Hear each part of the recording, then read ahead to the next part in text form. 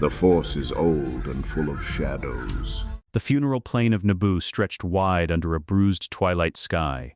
Torchlight moved in long columns, honor guards in ceremonial dress, their steps measured, their faces hidden beneath polished visors that reflected the dying sun. The air carried incense and river damp and something older underneath both, something that had no name in the language of ceremony. Qui-Gon Jinn's body lay on the pyre, wrapped in Jedi robes, hands folded, face composed into the stillness that death borrows from sleep. Around the pyre, the dignitaries of Naboo stood in careful formation, Queen Amidala's court in full mourning white, faces painted, eyes forward. Beyond them, Gungan drummers beat a slow, low rhythm that traveled more through the ground than the air. Obi-Wan Kenobi stood at the front, freshly knighted, hollow-eyed. He had the look of a man trying to remember how to breathe. 9-year-old Anakin Skywalker stood apart from all of them, 3 steps outside the formal arrangement, unsure whether he was allowed to be here at all. He had known Qui-Gon for a handful of days. That felt like a reason to step back. What no one had told him was that grief doesn't require permission. He watched the pyre and said nothing. Mace Windu and Yoda stood together near the council delegation, robes still as stone. Their faces gave away nothing. Anakin had learned already that Jedi faces were trained to give away nothing, and he hadn't decided yet whether that was strength or something else. Palpatine stood at the periphery of the official procession. Senator of Naboo, newly elected Chancellor of the Republic, his face arranged into exactly the right configuration of dignified sorrow, sympathetic without overreach, present without intrusion. He watched Anakin with the particular patience of a man who has already decided what something is worth and is simply waiting to collect it. The torches were lit. Orange flame took the pyre. The Gungan drums continued their low, patient rhythm.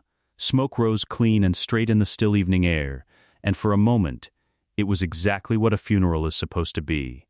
Solemn, bounded, human. Then the sound stopped. Not the drums first. Everything. The birds that had been calling in the distant tree line went quiet between one beat and the next. The wind died. The torchlight steadied into perfect, unnatural stillness, and the silence that followed was not the silence of respect. It was the silence of the world holding its breath, because something was about to happen that it didn't have a category for. Every Force sensitive on the plane felt it simultaneously. Yoda's eyes closed, and then opened again, wider than before. Mace Windu's hand moved to his lightsaber without conscious instruction, an instinct his training hadn't authorized. Obi-Wan's knees bent slightly, a fighter's reflex responding to a pressure that wasn't physical. Anakin, 9 years old, untrained, raw as an open wire, made a sound in his throat that wasn't quite a word, and pressed one hand flat against his sternum as if something had reached through his ribs. The flames changed color. Orange became gold. Gold became white. White became a crackling electric violet that threw shadows in the wrong directions and made the incense smoke curl upward in tight spirals, recoiling from the heat of something that had nothing to do with combustion. A silhouette formed inside the fire. Upright, still, untouched, it stepped forward. The figure that emerged from Qui-Gon Jinn's pyre did not rush. It moved with the unhurried certainty of something that had measured every step it would ever take, and had no particular concern about the distance remaining. Scarred robes, layered and dark, that had seen decades of wear without apology. An angular mask, pale, expressionless, its geometric lines belonging to no order or era that anyone present could name on sight. No marks of fire anywhere. The ash didn't cling. The honor guard drew weapons first, ceremonial blades, then service blasters as the shock broke and training took over. Mace Windu's lightsaber ignited, purple blade vertical in a guard he hadn't consciously chosen. 3 Jedi Knights flanking the council delegation brought their own sabers up. The figure raised one hand. Not in threat. Every blade in the clearing went down. Not knocked aside. Not deflected. Pressed down, as if the air itself had developed a gentle, total, irresistible opinion about where weapons should point. The Jedi Knights strained against it and failed completely. Mace Windu's arm lowered by degrees with the expression of a man who has never experienced helplessness in his adult life, and as revising his understanding of the word. Nobody was hurt. They were simply overruled. The figure let the silence hold for a moment. Then it turned its masked face toward the council delegation and spoke. Your dogma kept you staring at shadows on a wall, while the thing casting them stood in your Senate chambers. The voice was low, unhurried, and carried no anger. I am not your enemy tonight, Master Windu. Sheathe your blade. Or don't, it won't matter. Yoda had not moved. His eyes were very old and very still, and fixed on the figure with an expression that no one present had ever seen on Yoda's face before. He looked, for the first time, like a being in the presence of something outside his accumulated calculations. A name, Yoda said quietly. Give us a name, you must. The mask turned toward him. You know it already, the figure said. You have it in your archives. You've simply never expected to have to use it. A pause. Revan. The name landed without drama and with complete effect. Yoda's breath left him in a slow exhale. Mace Windu said nothing, but the hand that had been straining against the invisible pressure went still, and something shifted behind his eyes. The rapid, private adjustment of a mind realizing that an entire category of threat it had filed under myth was standing 20 meters away on a funeral plane, breathing a name from the dark ages of the Order, Yoda said, very quietly. Impossible. It should be. Revan did not answer this. Instead, he turned. Palpatine stood at the edge of the procession in his position of precisely calibrated neutrality. He had not drawn a weapon. He had not moved. His face still wore its configuration of dignified sorrow, and it was an extraordinary performance, the kind that required not just talent, but decades of total commitment to the architecture of a lie. Revan looked at him. That was all. A slow turn of the masked face. A beat of stillness. And then, barely perceptible, the slight inclination of the mask that might have been a nod, or might have been something colder. The acknowledgement of one player to another across a board that no one else in the clearing could see. It lasted 2 seconds. Palpatine's composure cracked. Just once. Just slightly. The muscles around his eyes tightened in a way that had nothing to do with grief. And for one unguarded second, something moved behind his face that was not the expression of a newly elected chancellor at a funeral. Then it was gone, smoothed back into place so quickly that no one else registered it had happened. No one except Anakin, who was watching everything because he had nowhere else to look and nothing else to hold on to, and who would not understand what he had seen until much later. Revan turned away from Palpatine. He walked across the funeral plane toward the boy standing 3 steps outside the formal arrangement. The crowd parted without deciding to, a purely physical response to the way he moved, the way space seemed to reorganize itself in his vicinity. He crossed the distance and did something no one in the council delegation expected. He knelt. One knee on the ash-gray grass, bringing himself to eye level with a 9-year-old boy who hadn't been told he was allowed to grieve. Up close, the mask was stranger. The detail in its surface was old craftsmanship, patient and deliberate, built to last past the era that made it. It gave nothing away. Somehow that made it easier to look at. Anakin looked at it. They fear you, Revan said, because they are weak. His voice at this distance was different, lower, the edges worn off it. I will teach you to be strong, not for them. A pause, as brief and precise as a blade check before a fight. For you. Anakin Skywalker looked at the figure kneeling in the ash and the last of the orange firelight, and did not speak. He reached out and took the offered hand. Above them, the violet flame continued to burn, crackling, electric, throwing its impossible shadows across the mourners and the council delegation, and the man at the procession's edge who had just, for the first time in 20 years of perfect patience, felt something that functioned like fear. The drums did not resume. Mace Windu did not pace. Pacing implied uncertainty, and Mace Windu had built his entire adult life on the architecture of certainty. Instead, he stood at the anteroom window with his hands clasped behind his back, and looked out at Coruscant's endless layered light, and said nothing for a very long time. Yoda sat behind him in the low chair he preferred, eyes half closed. ears tilted forward. "We could pursue them," Mace said finally. "Could," Yoda agreed. The silence resumed. Outside, the city planet turned without concern. "His suppression of our abilities lasted 4 hours," Mace said. 4 hours, Master Yoda. Without effort. Without sustained contact. He walked away from that plane, and our connection to the Force came back like water filling a hole he'd left by removing his foot. "Know this. I do. That's not a Jedi technique." "No," Yoda said.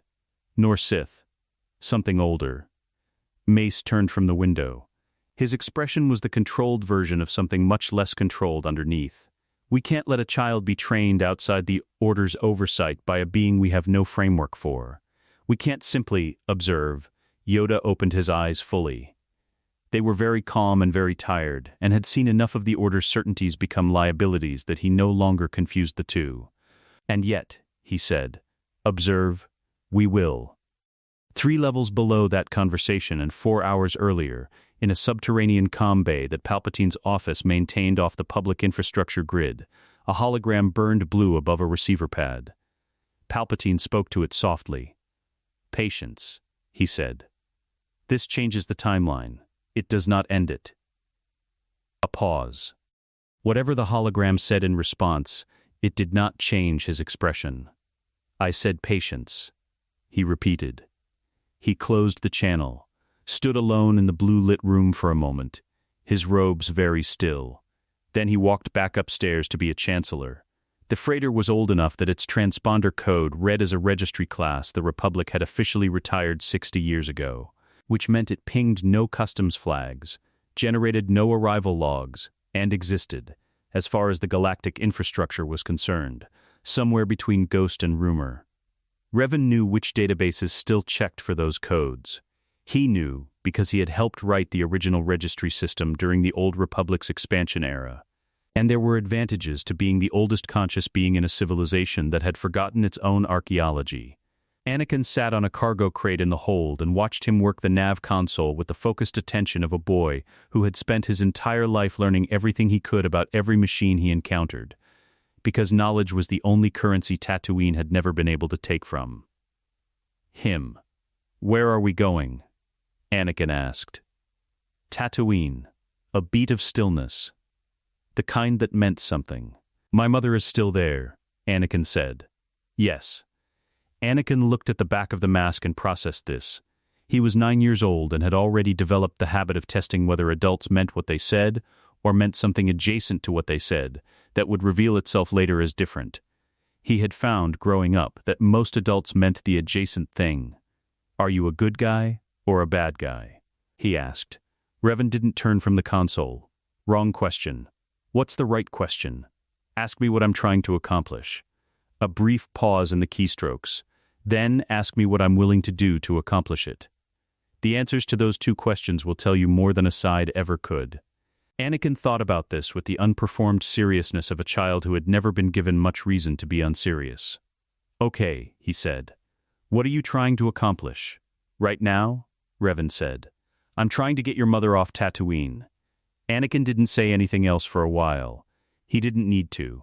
Tatooine, Mos Espa. High afternoon. The twin suns hit like a physical argument. The heat came off the sand in visible waves, warping the middle distance into something unreliable, and the streets of Mos Espa moved with the particular economy of a place where everything cost more than it should, and everyone had already adjusted to that fact, and stopped being angry about it years ago. Revan walked through it without acknowledging it. Anakin walked beside him and felt the streets remember him, not fondly, just accurately, the way a place knows a person who grew up inside it. The smell of Jawa oil and overworked moisture condensers. The sound of Huttese bargaining 2 stalls over. The specific quality of shadow under a market awning. He had dreamed about leaving. He had not imagined coming back like this. Watto's shop sat where it always had. The sign needed repainting.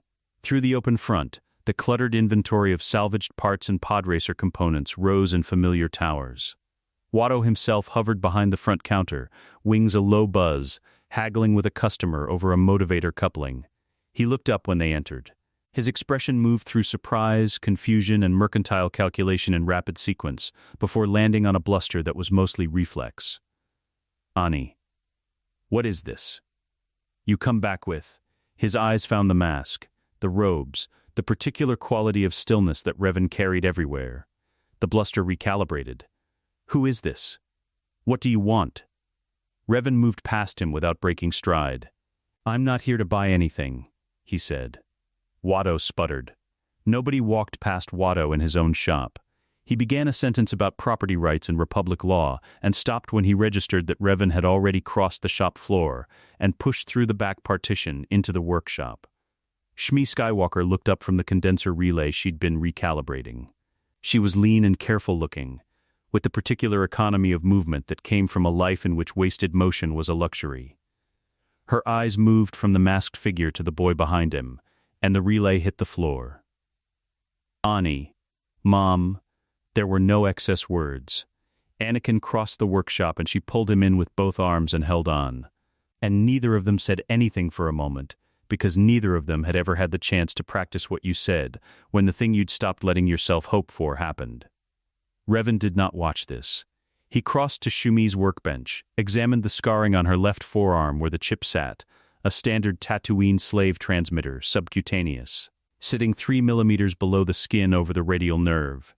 He had disabled variations of this technology across 3 star systems during the Mandalorian Wars. The mechanism had evolved. The principle had not. He pulled a tool from his robe. Thin, surgical, not standard issue anything. "This will take concentration," he said quietly, to Shmi. "And stillness. Can you do that?"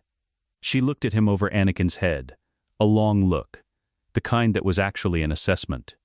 Then she straightened, set her free hand flat on the bench and nodded. He worked in silence. What Revan did next was not a wave of a hand.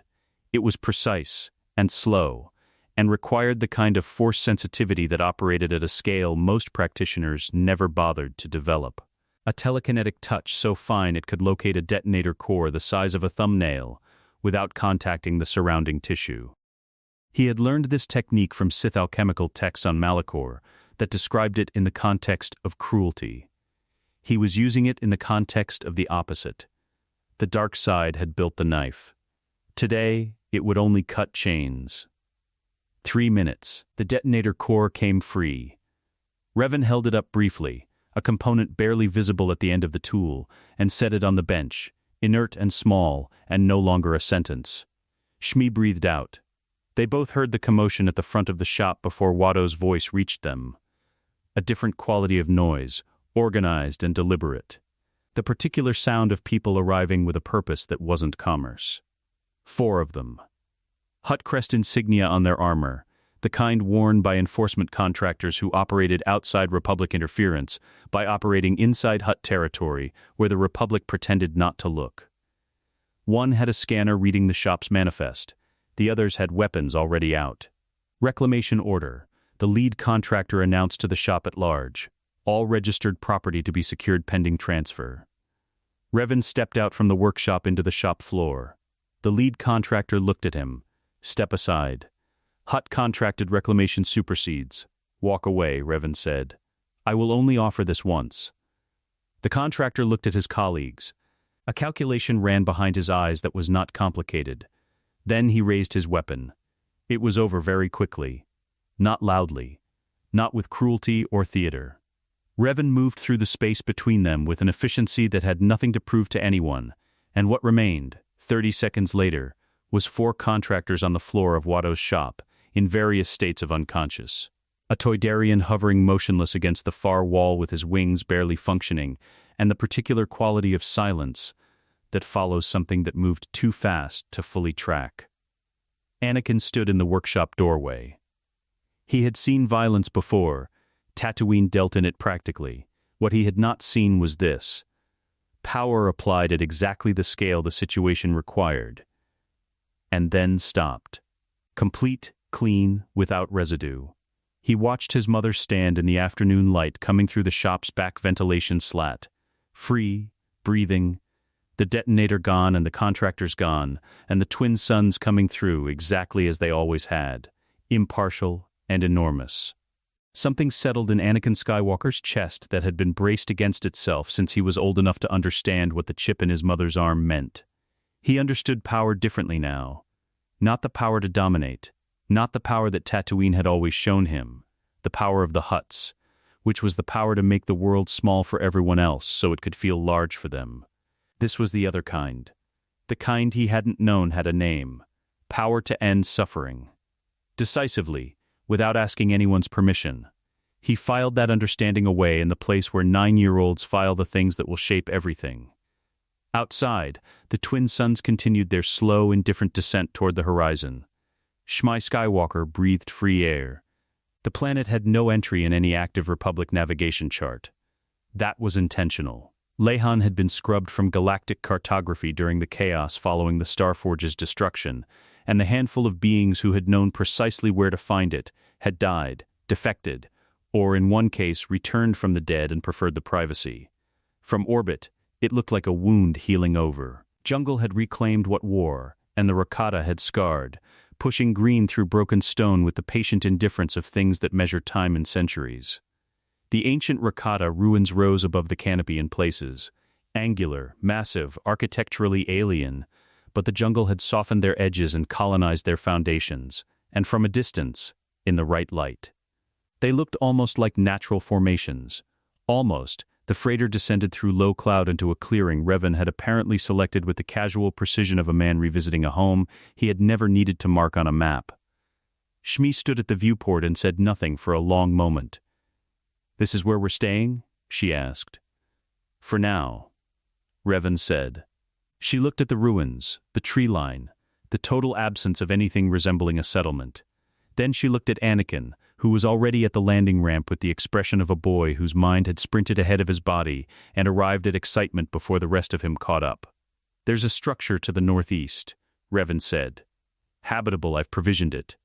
Shmi Skywalker had spent her life making livable things out of whatever she was given. She picked up her bag and walked down the ramp without another word. The structure was exactly what Revan had said, habitable, provisioned, and old enough that its walls had been built to survive things that most modern architecture had never needed to consider. Within 2 weeks, Shmi had made it something that smelled like food and looked like a home and felt, in the particular way that mattered, like a place a child could return to. Anakin returned to it every evening. He trained every morning until that became a concept that lost meaning. The first lesson Revan taught him had nothing to do with a lightsaber.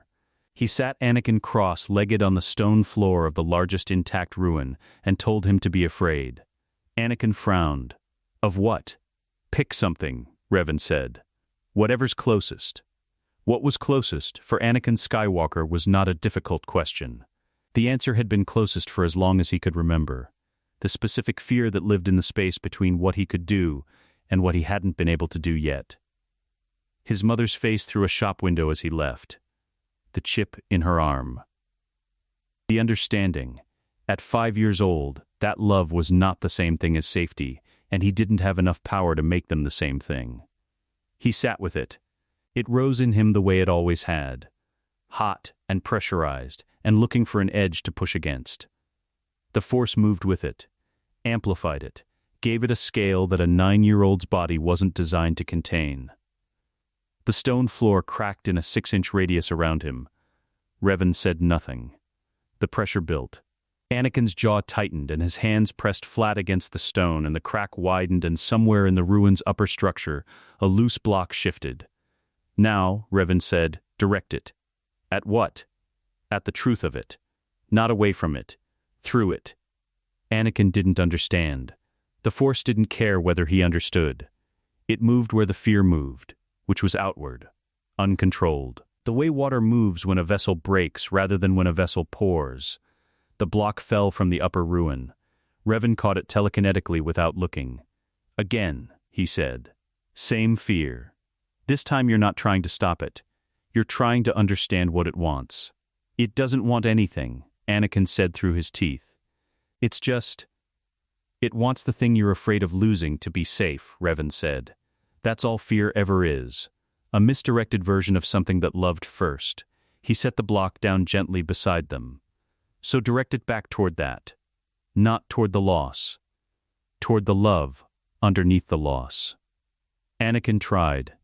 He failed. The fear came up and he pushed it down and the Force went sideways, crackling against the ruined walls in a way that scattered debris across the floor. Revan sat across from him in perfect stillness and waited. He failed again. And again. On the 7th attempt, something shifted. Not disappeared, not resolved, but moved. The pressure that had been pushing outward turned, slowly, toward something warmer at its center. Anakin thought about his mother breathing free air on a Tatooine afternoon. He let the fear of losing her point at her instead of at the loss. The Force settled. Not silent. Not gone. Settled. The way a very large thing settles when it finds something solid underneath it. Anakin opened his eyes. The floor was intact. Revan nodded once. "That," he said, "is the first thing I will teach you. Everything else is built on top of it." The years moved. They moved in the way years do when they are full. Not slowly, not quickly, but with the accumulated weight of 10,000 mornings, that each contained something that mattered. Dual blade forms that bore no resemblance to any of the Jedi Order's 7 disciplines, built instead on a philosophy of fluid transition. Aggressive when aggression served, controlled when control served, never locked into a form that an opponent could calculate against. Mental disciplines that the Jedi Order called dangerous and the Sith called weak, and Revan called simply accurate. Acknowledge, direct, release, not suppression, not indulgence. Confrontation. Force techniques that Anakin assembled the way he had always assembled things, intuitively, with the particular mechanical gift of someone who understood systems from the inside. Battle meditation in its rudimentary form. Precognitive reflexes. The beginnings of something Revan called force absorption that Anakin could not yet sustain for more than 3 seconds but could initiate. Which was the part that mattered. There were failures. There were setbacks that left scorch marks on the ancient stone and sent Revan's repairs in the upper ruin back to zero. There were nights Anakin sat at the edge of the ruins and looked at the sky, and felt the particular exhaustion that comes not from the body, but from the repeated act of confronting yourself at full resolution, and choosing. Again, not to look away. He always came back in the morning. Revan never acknowledged this as the thing it was. He simply had the next lesson ready. At 14, Anakin found the records room, a sub-level of the largest ruin, sealed by a door mechanism that had been designed during the Rakata era, and required a force sensitivity threshold to open that most contemporary practitioners could not have met. Anakin met it without realizing he was being tested. The records were in a language he didn't read. Revan translated them, selectively and without prompting, in the evenings. They were histories of what the Starforge had been used for, the scope of it, the scale of it, the civilizational wreckage that had followed in the centuries after. Anakin read the translated passages with the same focused attention he gave everything, and then one evening, sitting across from Revan in the ruin's main chamber with the jungle dark outside, and insects loud against the stone, he asked the question he had been building toward for 3 days. "Will I become like them?" he said. "The old Sith Lords, the ones in the records." Revan looked at him from across the fire. The mask was off for the evening, one of the few contexts in which he permitted this, and the face beneath it was older than it looked, and looked older than any individual lifetime accounted for. "Only if you forget why you started," Revan said. "Hate doesn't come from strength, Anakin. It comes from a wound nobody taught you to close." Anakin considered this. "And you've been teaching me to close it. I've been teaching you to look at it without flinching." Revan's eyes moved to the fire. "Closing it is something you do yourself, over time. Every time you choose to acknowledge what it is instead of building something on top of it. That's not a lesson. That's a practice. What if I get it wrong?" "You will get it wrong," Revan said without weight. "Then, you will get it right. Again. Then, wrong. Then right. The difference between this and the Sith is not that you never use power imperfectly. The difference is that you notice when you have, and you choose again." Anakin stared at the fire. The Sith can't choose again? The Sith convinced themselves the first choice was correct. That's what the darkness really is, underneath all the lightning and the robes. Revan said it plainly, as something already measured and filed. Not power, not corruption, just a man who stopped being willing to be wrong. Shmi found Revan at the ruins' outer wall the following afternoon. She brought 2 cups of something she had managed to brew from local plants and had been refining across several months into something that was nearly tea and almost pleasant. She handed him one without preface and stood beside him looking at the jungle. "You've given him something I never could," she said. Revan took the cup. "You gave him the capacity to receive it. Those aren't the same thing, but they're not unrelated." Shmi was quiet for a moment. The jungle moved in its slow, indifferent way. "Just don't let him forget where he came from," she said. "He won't," Revan said. "That's the whole point." 19. Anakin Skywalker stood at the eastern edge of the ruins in the gray light before the Lehan sun fully committed to morning, and he looked different in the way that things look different when they have grown into their actual shape rather than the shape expected of them.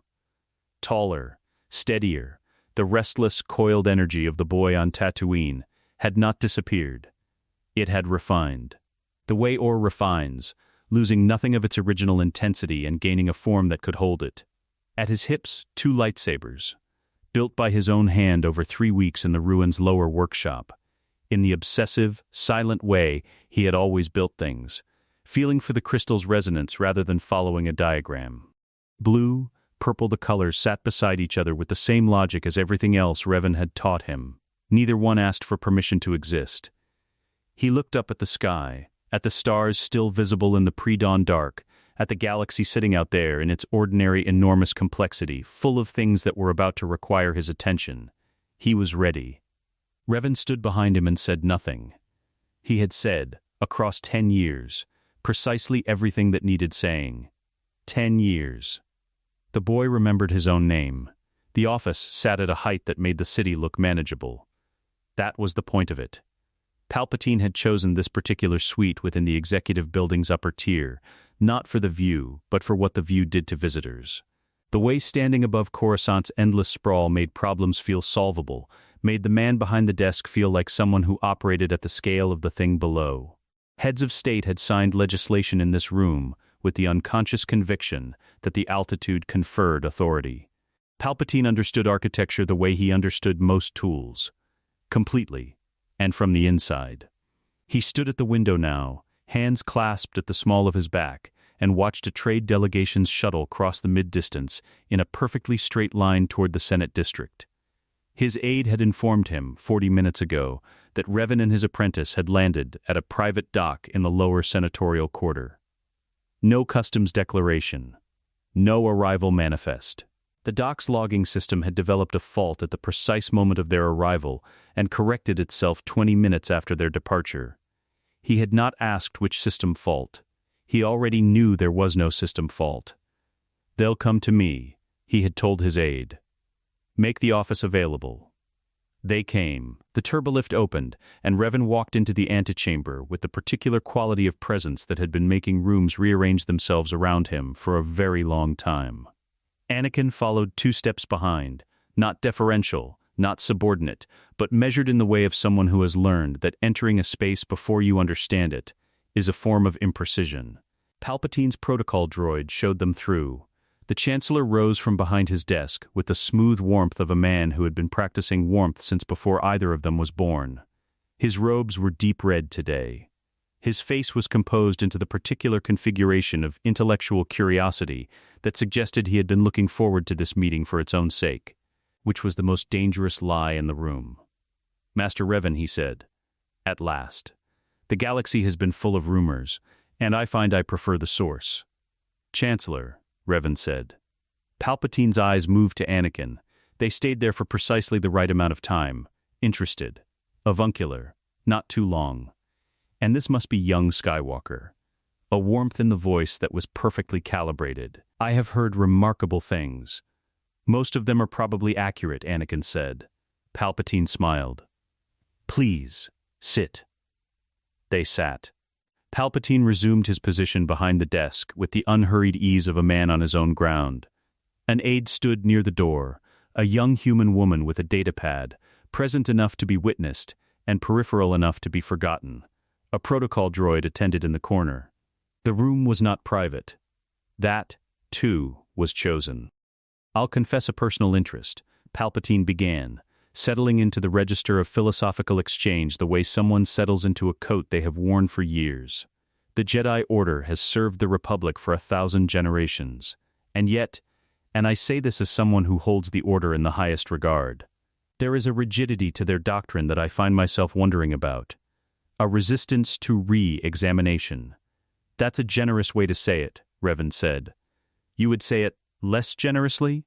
"I would say the Order spent a millennium refining the ability to produce practitioners who are excellent at most things and catastrophically brittle when those things fail. Which is fine, for a millennium of relative peace." Revan's voice carried no edge. "Peace ends."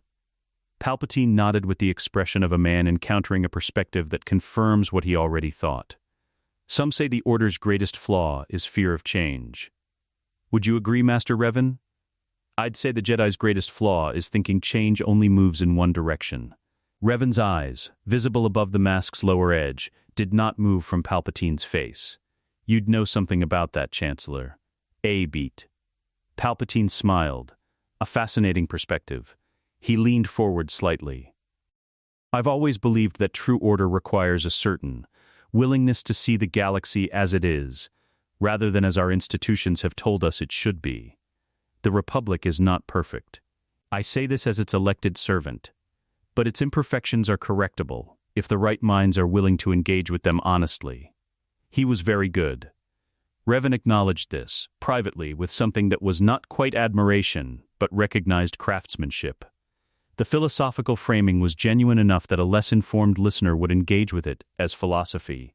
The seduction architecture underneath it, the slow alignment of perspectives, the flattery of being addressed as someone capable of honest engagement, the implication that the right minds were the ones in this room, was exactly what it had been designed to be.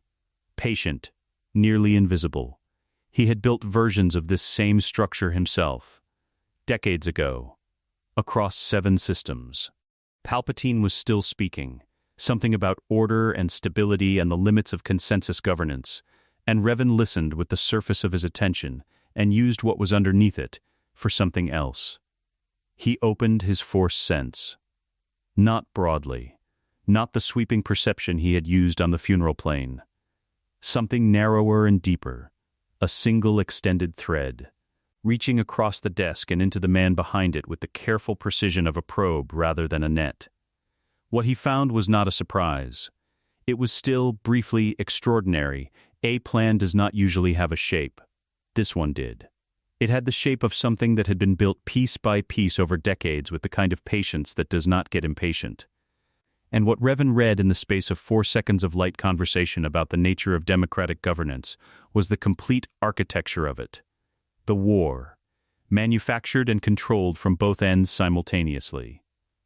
The army, grown in a laboratory, obedience encoded at the cellular level. The emergency powers. The fear campaign. The attrition of every institution capable of checking the thing the Senate was being prepared to become. And at the end of it, an empire, not an ambition. A blueprint. Already built in every detail that mattered, waiting only for the sequential activation of components already in place. Palpatine felt it happen. Not the content of what Revan read, that was not accessible to him, but the intrusion itself. The sensation of a Force sense of that precision and depth, touching the surface of his carefully maintained concealment, was a violation of a kind he had not experienced in 20 years of operating at the absolute apex of Sith secrecy, and his response to violations was a composure so total it had become physiological. He maintained his composure. Continued speaking, his left hand, below the desk's visible line, pressed flat against the armrest with a pressure that would have left marks in softer material. And of course, Palpatine was saying, the question of how independent actors such as yourself fit within a framework of galactic law is one I find genuinely interesting, rather than threatening. The Republic is large enough for multiple philosophies, provided they share a commitment to peace. Revan had stopped listening to the content 4 sentences ago. He looked at Palpatine across the desk and let the silence sit for exactly 1 beat past comfortable. The Republic is fortunate to have leadership so committed to its longevity, he said. The aide near the door made a note on her datapad. The protocol droid adjusted its weight distribution. We should meet again, Palpatine said, rising. There is much I would value your perspective on. The galaxy changes quickly, and minds like yours are rare. Revan stood. Anakin stood with him. It does change quickly, Revan agreed. He held Palpatine's gaze for a moment. A long, even, perfectly neutral moment that communicated nothing to the aide and the droid, and communicated everything to the man receiving it. We'll be watching it closely. They left. The Chancellor's office was very quiet after the turbolift doors closed. Palpatine stood behind his desk and looked at the door for a moment, with the expression of a man whose face has been performing for so long that it occasionally forgets to perform when the audience leaves. He did not look like a chancellor. He did not look like the dignified elder statesman who had risen through 3 terms of senatorial service on a platform of measured wisdom and genuine bipartisan respect. He looked like something old and very cold, and currently recalculating. The aide had stepped out. The droid was dormant. He crossed to the window. Below, Coruscant moved in its millions of layers. The traffic, the commerce, the ordinary irreducible mass of civilizational life that he had spent 20 years quietly preparing to reshape. He had accounted for Jedi interference, he had accounted for rogue force sensitives, for political opposition, for assassination attempts, for the structural inertia of a Senate that required 20 years of careful manipulation to move in the right direction. He had not accounted for a being who could read his life's work in 4 seconds over a desk during a diplomatic courtesy call. Recalculate, he said, to no one. In the turbolift descending from the executive tower, Anakin stood beside Revan and waited until the floor counter passed 30 before he spoke. Well, he's been building this for longer than you've been alive, Revan said. Longer than I've been dead, maybe. A brief pause. The length of a breath. We're not stopping a man. We're stopping a machine. Anakin looked at the floor counter. How long has the machine been running? Long enough that most of its components think they're doing something else. The turbolift reached the ground level. The doors opened onto the filtered light of the executive building's atrium. Marble and engineered air and the particular sterility of power conducted through procedure. They walked out into it. Coruscant continued its enormous, ordinary business all around them, unaware that the 2 people crossing its atrium floor had just confirmed what they were walking toward. The ocean had no horizon. That was the first thing. Kamino's sky and sea occupied the same gray-white register from every angle, and the platform city of Tipoca City rose from the water on its stilts, like something that had decided to exist through sheer structural insistence rather than any natural invitation. Rain moved across it in continuous curtains, not weather so much as condition, the permanent state of a world that had never developed the concept of dry. The shuttle came down through the rain without a landing clearance request.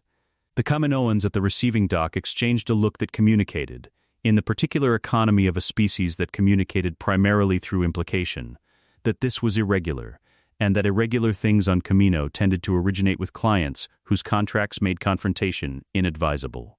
Revan stepped off the shuttle onto the dock's white floor, and the Kaminoan administrator who had been dispatched to handle the irregularity took one look at the mask and the robes, and revised, swiftly and silently, her approach from interception to escort.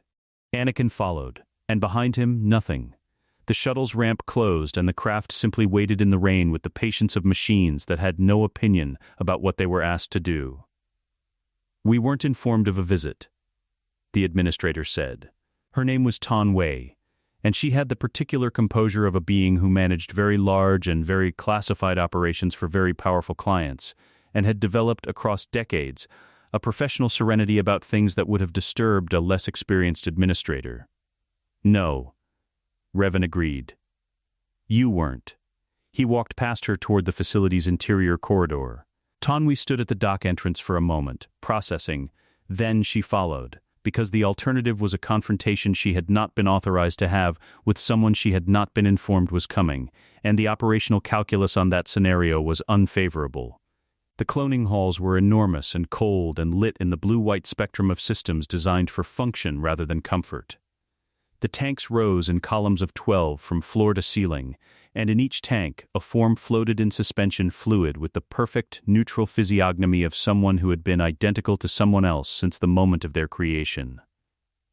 Thousands of them.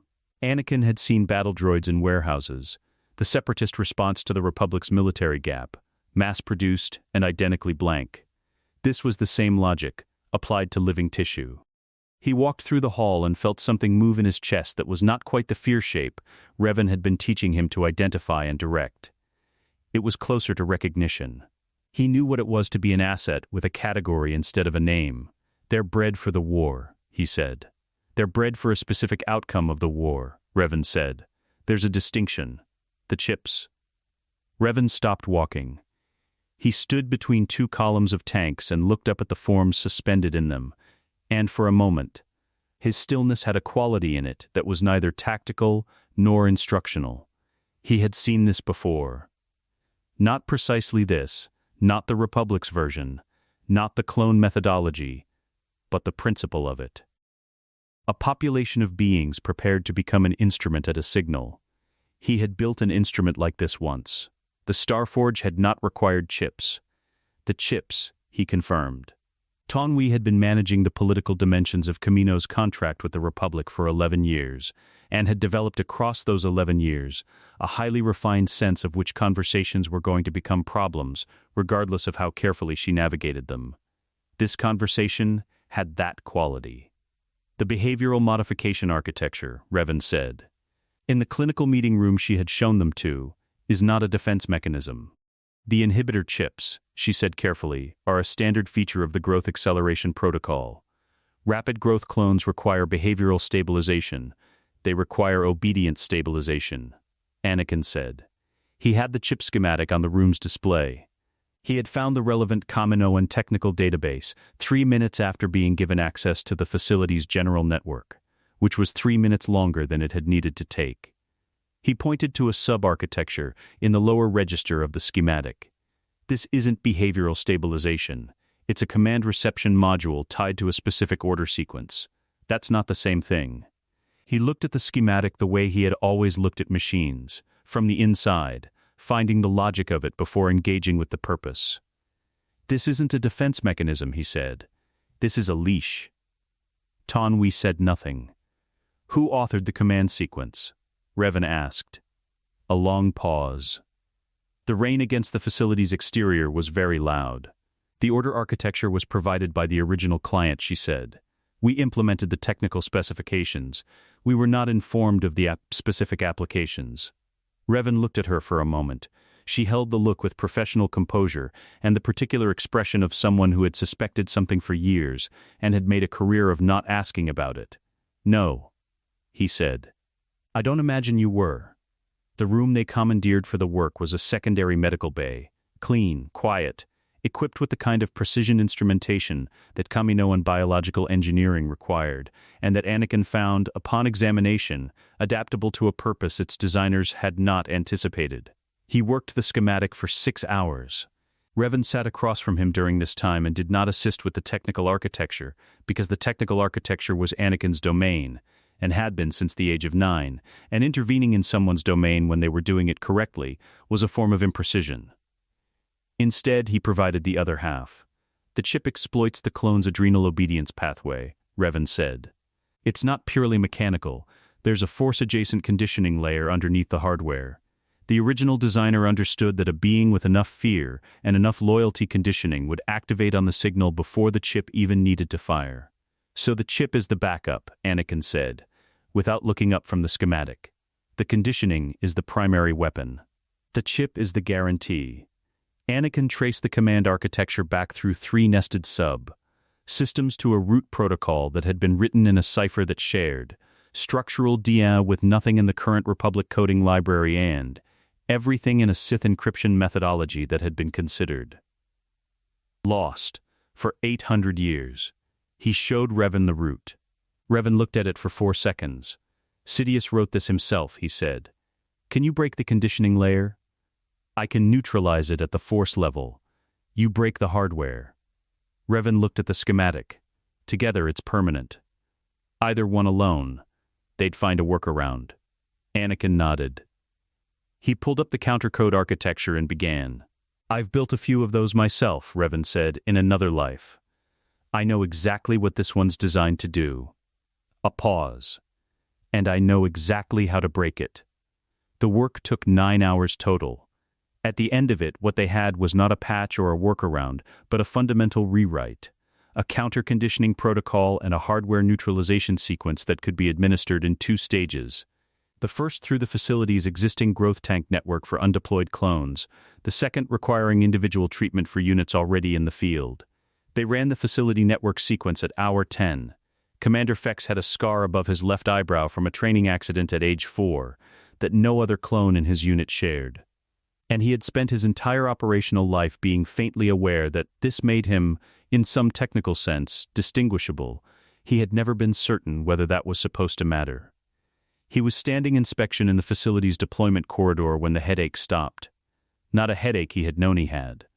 A pressure, at the base of his skull, that he had assumed was simply a feature of being alive. The ambient weight of certainty about what he was and what he was for, and what he would do when he was told to do it. A pressure so constant it had become indistinguishable from the baseline of consciousness. It stopped. He stood very still in the corridor for a moment and tried to identify what was different. The lights were the same. The rain was the same. The unit beside him was running the same equipment check they ran every cycle. Something in him was quieter. Something that had been at attention was standing at ease for the first time. He found the 2 figures. One masked, one young, both carrying the particular quality of people who had just done something significant and were giving it no performance, near the corridor's south exit. Sir, he said. Anakin turned. Does this mean? Commander Fex stopped. Tried again. Does it mean we get to choose? After the war, he stopped again, because the sentence was larger than he'd expected it to be when he started it, and he needed a moment to find its edge. Does it mean we get to choose? Anakin looked at him, at the scar, at the face that was identical to every face in this facility, and was, at the same time, the face of a specific person who had a scar above his left eyebrow from a training accident at age 4. Yeah, Anakin said, it means you get to choose. Commander Fex stood in the corridor for a moment after they moved on. Then he breathed out through his nose, slow and deliberate, the way a man exhales who has just discovered a weight he didn't know he was carrying. Somewhere in the Republic Executive Building on Coruscant, in an office at a height that made the city look manageable, a report arrived on a secured channel. Kamino's behavioral architecture had been compromised. Extent, total. Recovery timeline, unknown. Palpatine read it once. He set it down with the careful precision of a man placing an object on a surface without letting it make a sound. He sat with that for a long time. Outside the window, Coruscant moved through its ordinary millions of lives, none of them aware that one of the longest games in galactic history had just lost another piece, not to chance, not to Jedi interference, but to a being who had invented a version of the board they were playing on and remembered every rule the current players had forgotten. The plan still had branches. He counted them. They were fewer than yesterday. The moon of Concordia came up hard and gray over Mandalore's northern plains, and the clan fires that burned along the ridgeline had been burning since before the Republic was a concept anyone on this world had bothered to develop an opinion about. Mandalorians had opinions about many things. The Republic was not among the more interesting ones.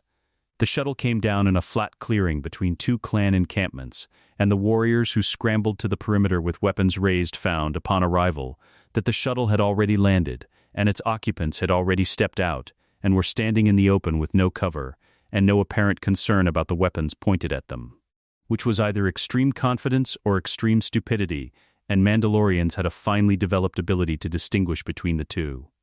The man in the mask was not stupid. The warriors held their positions. Nobody fired. The particular quality of stillness coming off the masked figure had the effect that genuine authority always has on people trained to recognize it. Not submission, but assessment. A recalibration of the scenario's parameters. The clan champion who pushed to the front of the perimeter line was a woman named Veyra, broad-shouldered, Beskar plaited from gorget to greave, with a helmet under her arm and the expression of someone who had not survived 20 years of interclan warfare, by making fast assumptions about unfamiliar situations. She looked at the mask, not the figure. The mask. Her expression moved through several things in a sequence too rapid to itemize, and arrived at something that was not quite recognition. She had not been alive when the mask was last worn, but was adjacent to it. The oral histories were specific. The angular lines.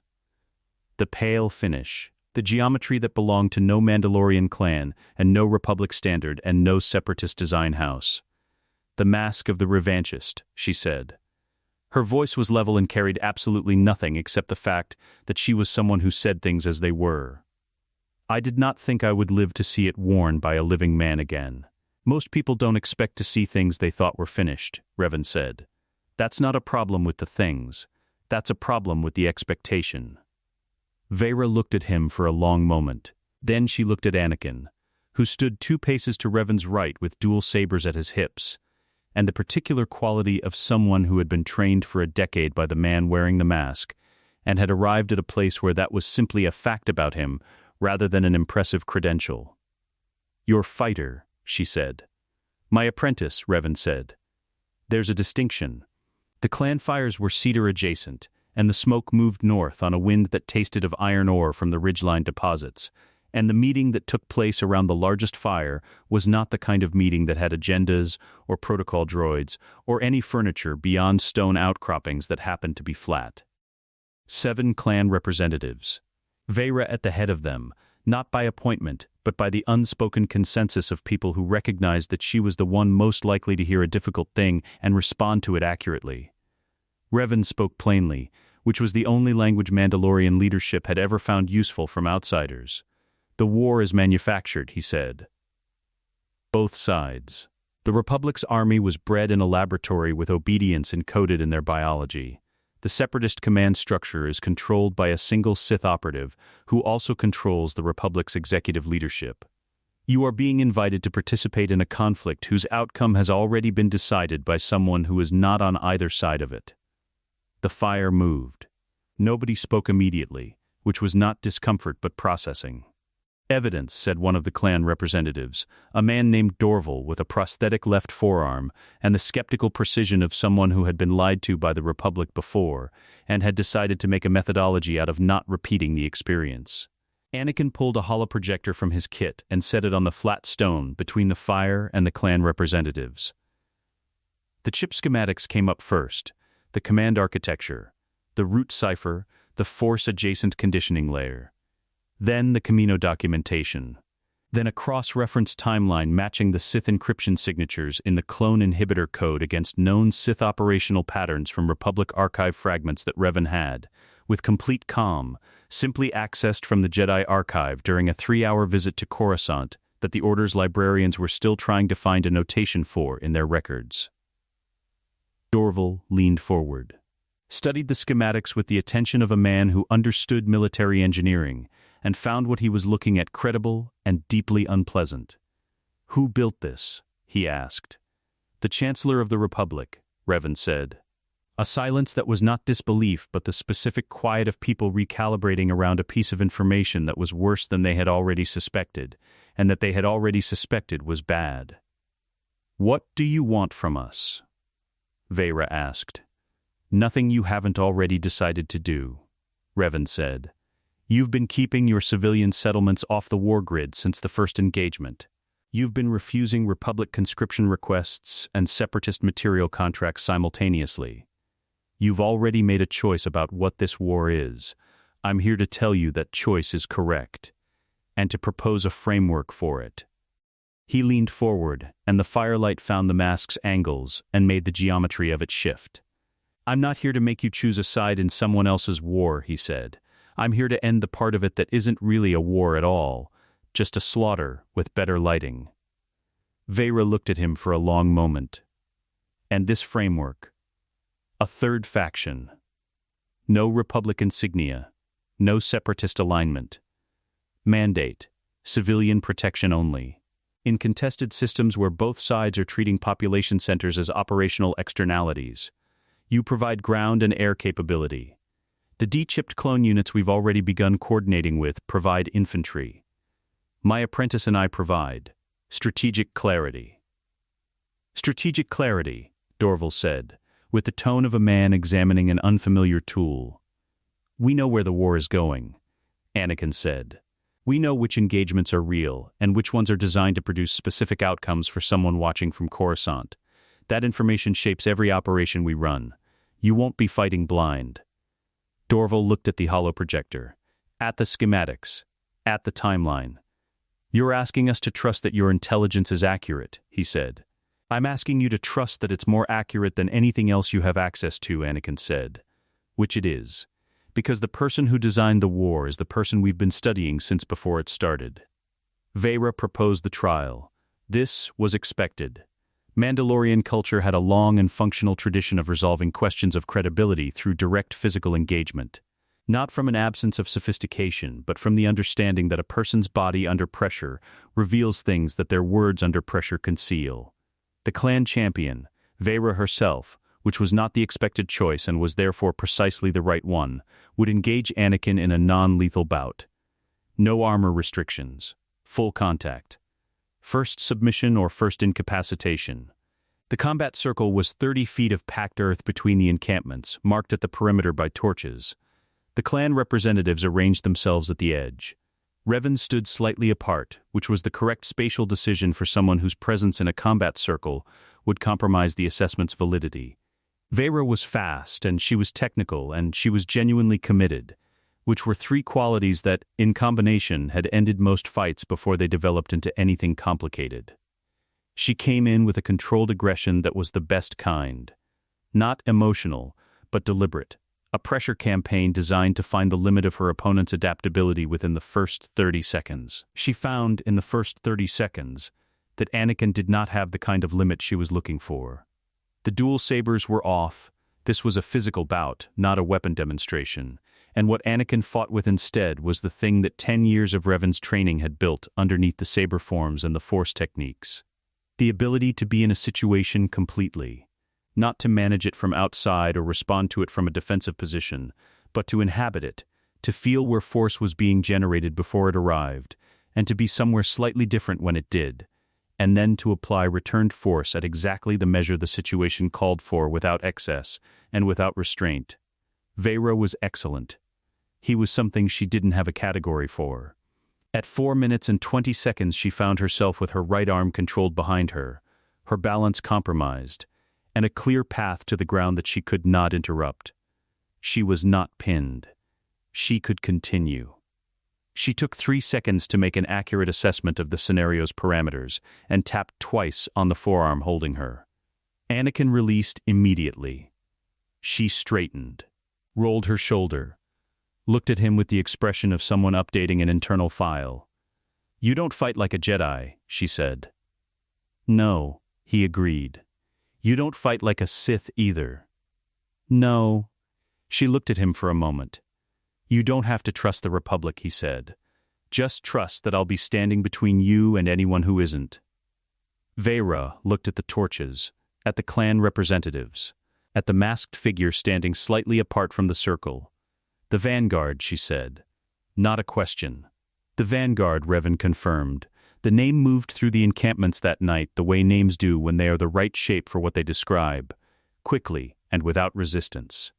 By the time the Concordia moon was directly overhead, 7 clan representatives had given their assent, and Dorval had stopped looking at the holoprojector schematics with suspicion and started looking at them with the focused attention of someone planning an operational response. Commander Fex's first communication from the field arrived at Revan's console at the 3rd hour of the night, a terse, direct report from a unit that had just, of its own initiative, and for reasons that had nothing to do with a command architecture embedded in their biology, extracted a civilian population from a separatist-controlled corridor on Christophsis. They had taken no casualties. They had not been ordered to do it. They had simply decided that it was the correct thing, and done it. Revan read the report once, set the console down.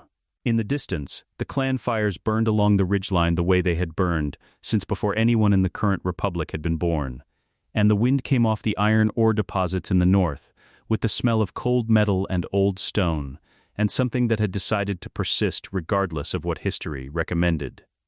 The Vanguard had a name. The next morning it would have its first coordinated operation. Duro was dying by committee. The planet had been dying slowly for centuries, its surface long since rendered uninhabitable by industrial runoff, its population relocated to orbital cities that hung above the poisoned atmosphere like afterthoughts. The Clone Wars had found it anyway. Separatist artillery had been walking shells across the orbital platform's lower residential sectors for 11 days, and the Republic's response, 3 battalions pinned in the platform's commercial district by a droid armor column that had no military objective beyond keeping the Republic occupied while the artillery continued, had the particular quality of a strategy designed to look like engagement while producing a specific body count. The Vanguard had been on Duro for 6 days. Not because the Republic had requested them. The Republic had, in fact, sent 2 communiques to Anakin's console requesting that an unaffiliated paramilitary faction cease operations in an active theater and defer to official command structure. Both communiques had been read, acknowledged, and operationally ignored. The civilian evacuation corridors were holding. That was the metric that mattered. Commander Fex ran the northern extraction route from a repurposed cargo bay in the platform's mid-tier, coordinating 4 clone fire teams and 2 Mandalorian air support wings with the particular efficiency of someone who had recently discovered that tactical decisions made without a command architecture embedded in their hindbrain were, in his assessment, significantly better decisions. He had developed opinions. He was finding this useful.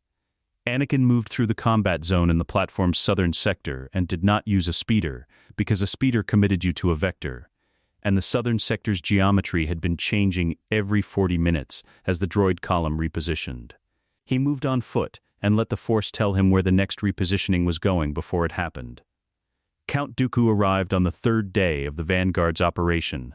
He came aboard a Punwarka 116-class interstellar sloop that the Separatist command had cleared the approach corridor for without logging the transit, which was the kind of operational discretion that required authority at a level above any Separatist general currently on the field. He came without announcement, and without a significant escort, because Count Dooku had a refined understanding of his own capabilities, and a proportionate confidence in the assessments derived from that understanding. He had read the Vanguard's operational reports, the ones the Separatist intelligence network had managed to compile in the 6 days since this faction had appeared, and begun systematically dismantling outcomes that his master's war design required. He had formed a picture of what he would find. The picture was incomplete. He understood this now, standing at the edge of the southern sector's main commercial corridor, watching a young man move through a 4-point droid engagement, without apparent urgency, and with the combat geometry of something that had no fixed doctrine.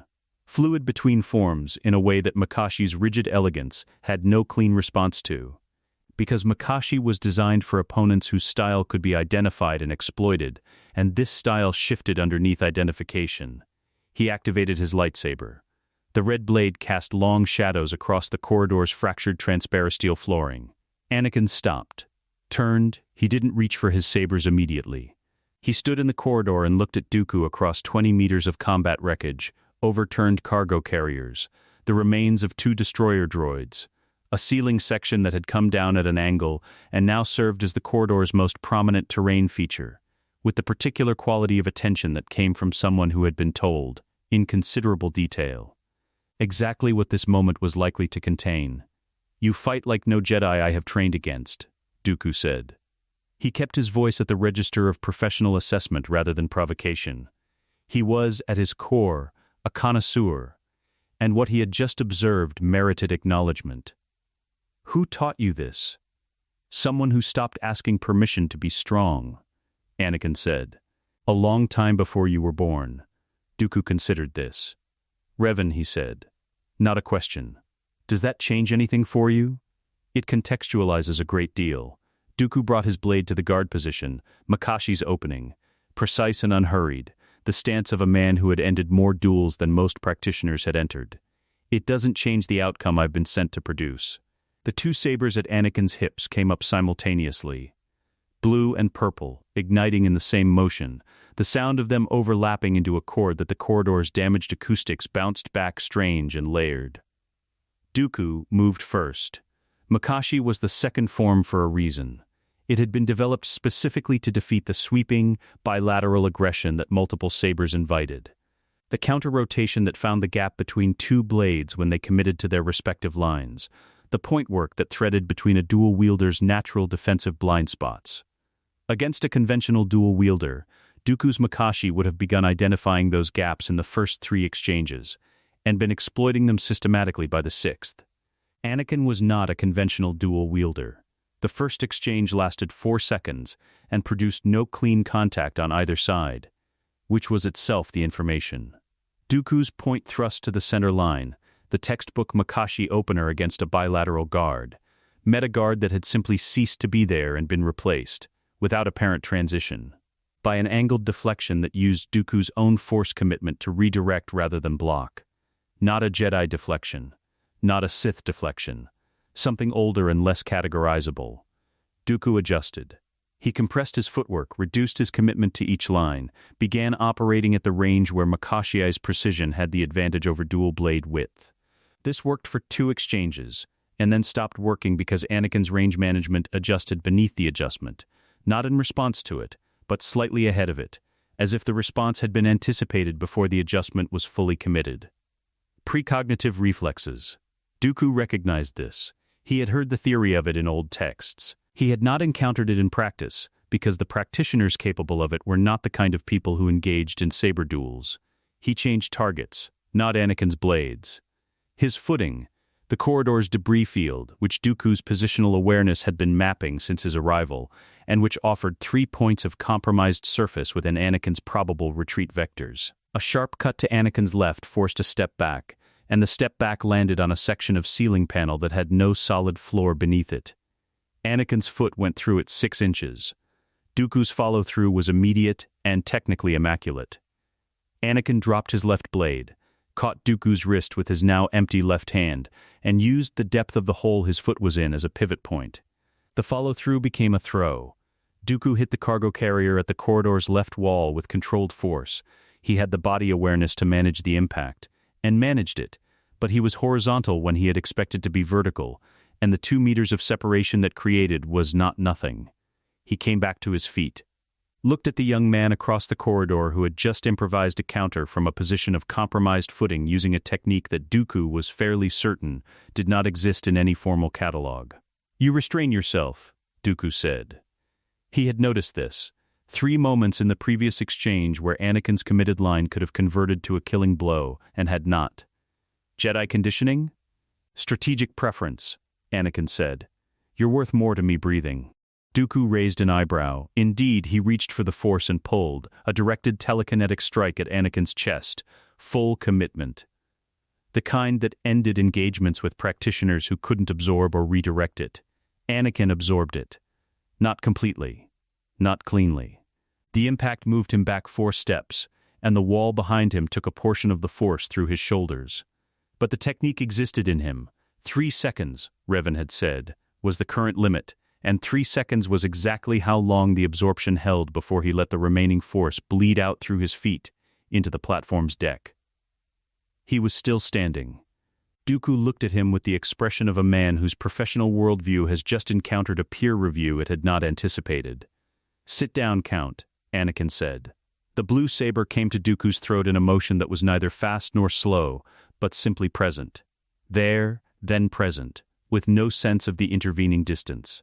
The purple saber crossed behind, covering the corridor's sight lines in case this had been a 2-part scenario.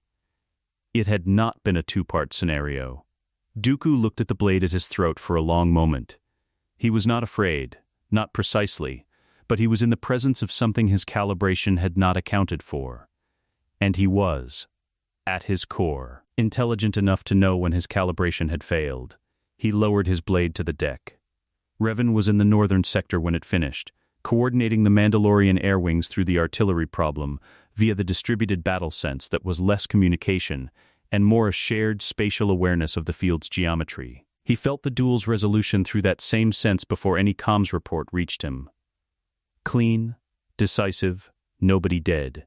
He walked south through the evacuation corridor, past Commander Fex's extraction teams running the last civilian transport out of the platform's lower residential sector, and found Anakin standing in the wreckage of the commercial corridor with Dooku seated against the cargo carrier and 2 Vanguard clone units providing perimeter. Anakin looked up. No words were necessary. Revan looked at Dooku, then at Anakin, then at the corridor, the combat geometry of it, the debris field, the hole in the floor where Anakin's foot had gone through the ceiling panel. He looked at the hole for a moment. Something in his stillness that was not quite amusement, and not quite something else either. The platform secure? Anakin asked. North corridor's clear. Fex has the last transport moving. Revan looked at Dooku again. He cooperating? So far, Anakin said. Good. Revan moved toward the corridor's far exit. Bring him. He has things to tell us about what's left of the plan. Dooku said nothing. He rose with the careful dignity of a man maintaining composure in circumstances that had not gone the way he had arranged his life to ensure they would go, and walked with the escort the Vanguard provided.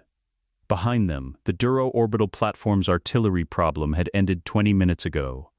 Mandalorian air wing precision, having made its own assessment of the situation, and acted on it with the autonomous initiative that had been the Vanguard's consistent tactical advantage since Concordia.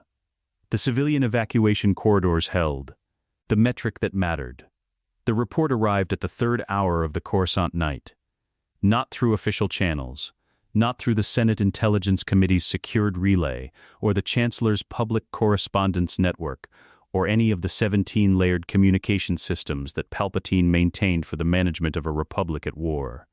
It came through a channel so deeply embedded in the infrastructure of the city planet's comm grid that it predated the current grid by 400 years. A private relay network embedded beneath the executive quarter that Darth Plagueis had constructed during a period when the Senate District's administrators believed they were accepting a donation from a wealthy infrastructure philanthropist. Palpatine read it once. Count Dooku, captured. Camino behavioral architecture, neutralized, total. Clone Order 66 protocol, inaccessible. Vanguard civilian extraction rate on Duro, 94%. Republic strategic losses in the past 8 months attributed to Vanguard interference, substantial enough that 3 Senate Military Committee members had begun using the phrase third faction in closed session, without the contempt they had used 3 months ago. He set the report down on the stone table in the Undercroft, and did not move for a long time.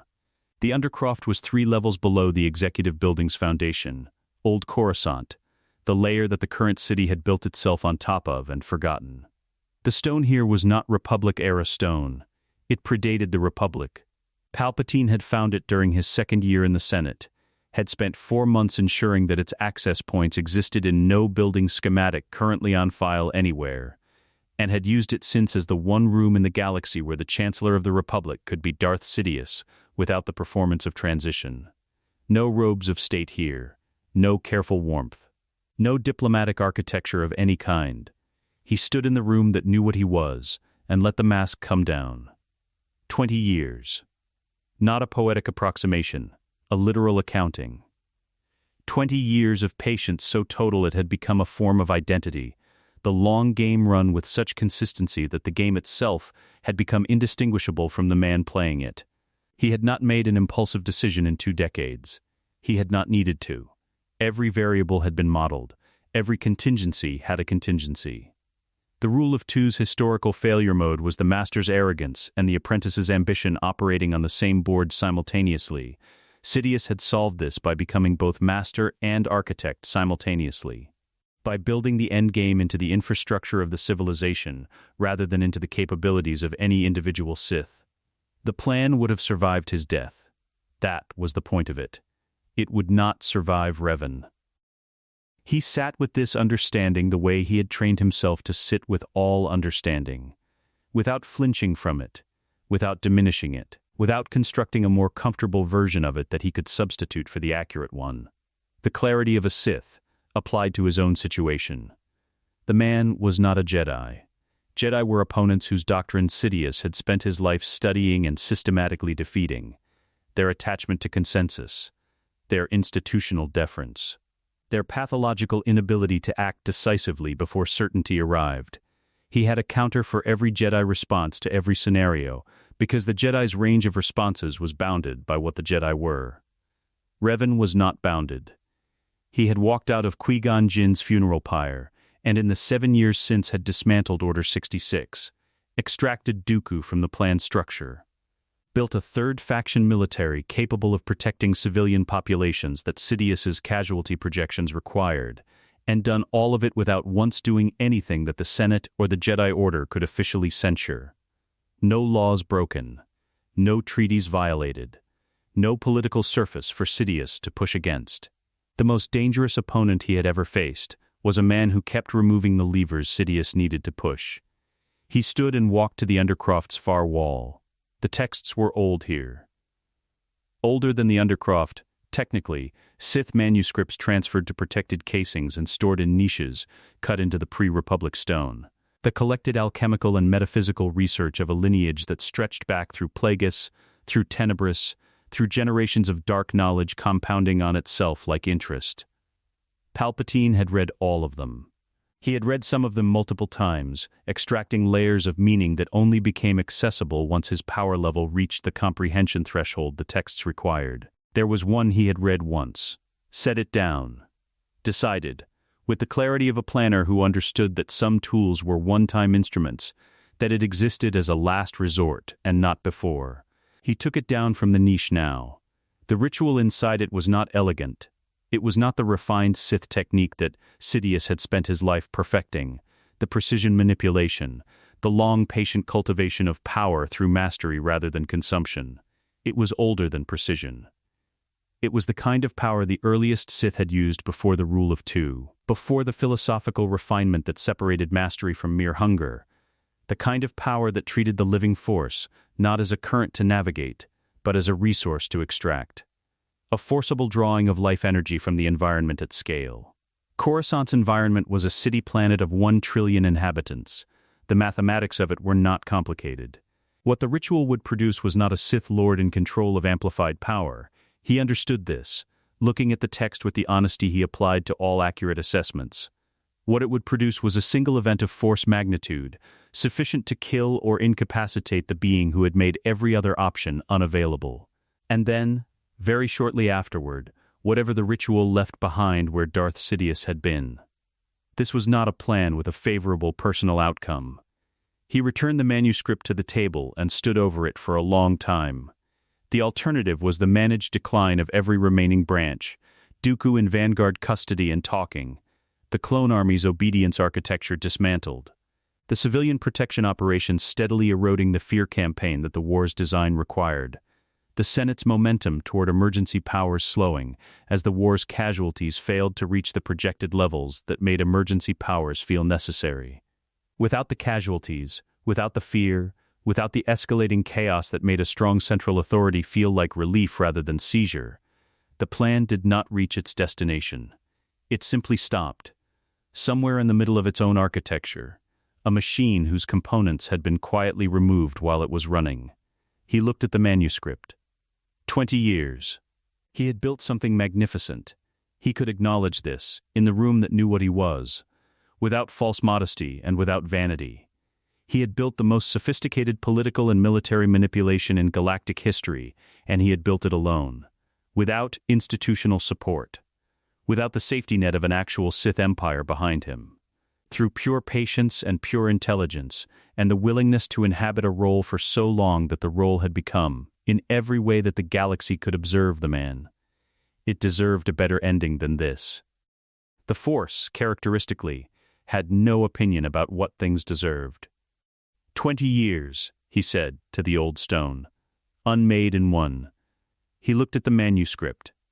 Very well. The warmth that the Chancellor's voice maintained as a permanent feature was entirely absent here.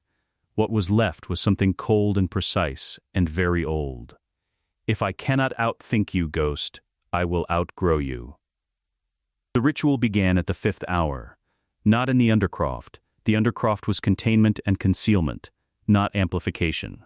He moved deeper, into a sub-level that the Undercroft's oldest access point connected to, a chamber whose original purpose was not something the pre-Republic civilization that built it had ever written down in any language that survived.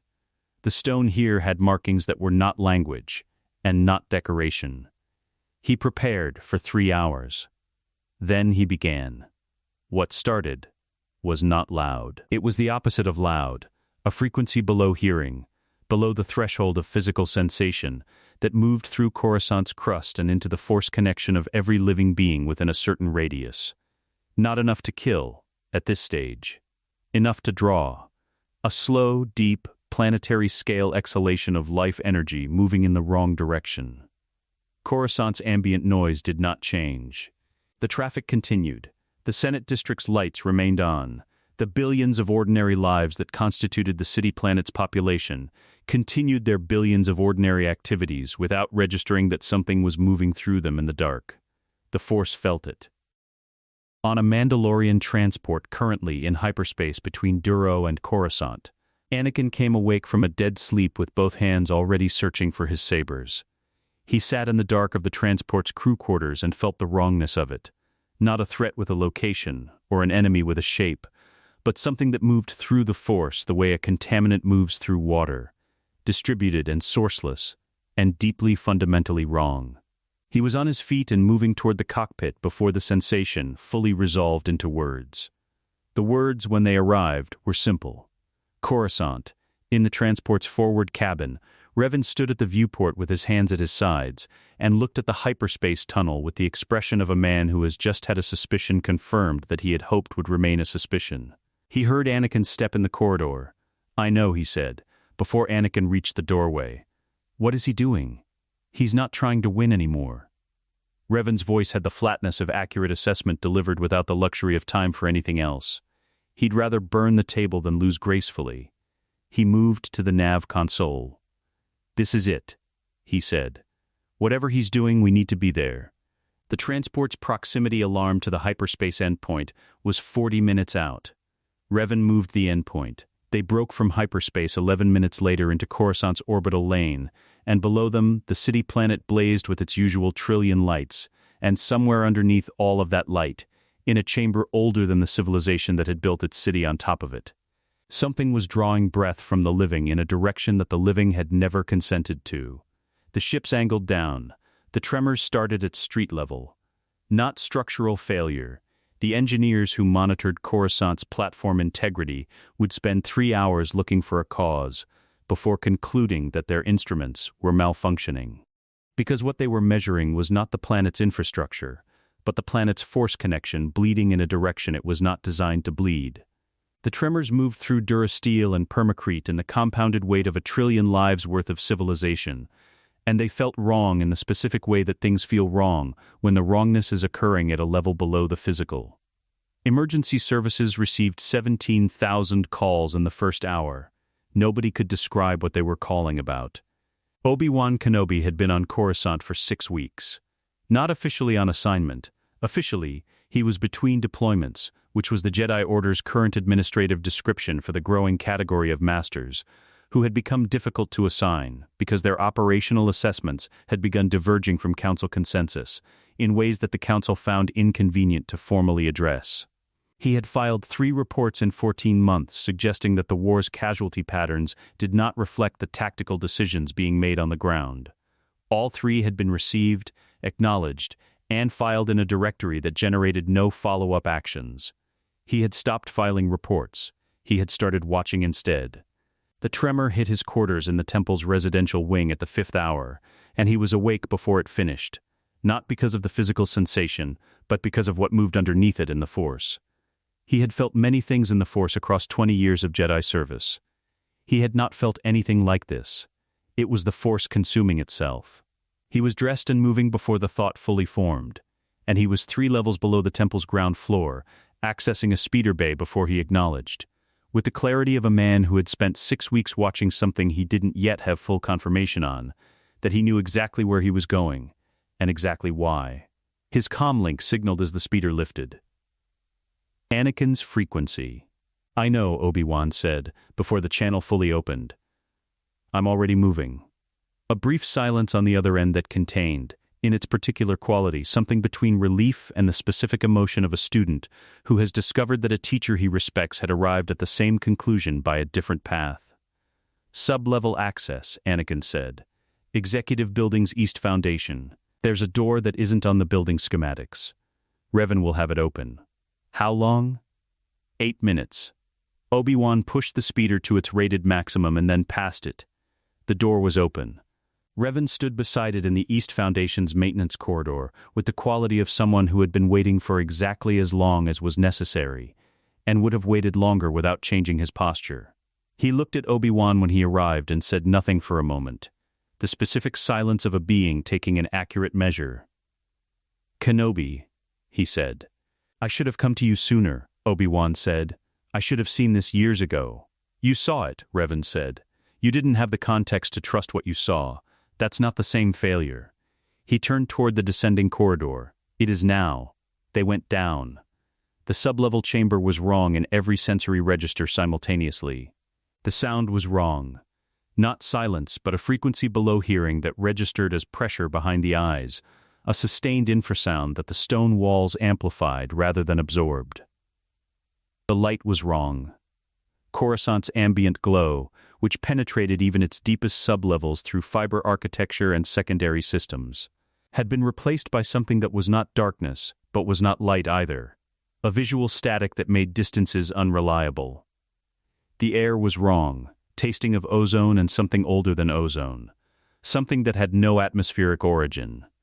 And the Force was wrong in a way that none of them had vocabulary for, because the Force had never done this before, moved against itself, been pulled by a single point of deliberate will in a direction that its entire nature opposed. Palpatine stood at the chamber's center. He did not look like the Chancellor of the Republic. He did not look like Darth Sidious either, not the composed, precise, supremely controlled Sith Lord who had spent 20 years as the galaxy's most successful political actor. He looked like what the ritual was making him, a being in the process of becoming something that the categories of Jedi and Sith and Republic and Empire had no notation for, at the direct and catastrophic cost of everything the transformation required. His eyes were wrong. Gold yellow, which was not new, but lit from somewhere deeper than iris pigmentation. Lit from a depth that the ritual was feeding from sources other than his own reserves. He looked at them when they entered. 3, he said. His voice had a texture it had never carried in the Chancellor's office, layered, resonant with harmonics that did not belong to a human vocal apparatus. I had calculated 2. You stopped calculating accurately some time ago, Revan said. Obi-Wan moved left. Anakin moved right. Not coordination, recognition, the spatial instinct of people who understand a geometry without discussing it. Palpatine raised both hands. The Force lightning that followed was not the precision instrument Sidious had always used, the targeted, controlled application of dark side energy as a weapon. This was the ritual's excess, the overflow of what he was drawing from Coruscant's living population and could not fully contain, and its scale was accordingly different. It filled the chamber wall to wall, floor to ceiling, a simultaneous strike in every direction at once that had no target because it did not need one. Obi-Wan's blade came up. He caught what he could on the plasma edge and deflected it into the stone floor, and the stone floor cracked in a line 3 meters long.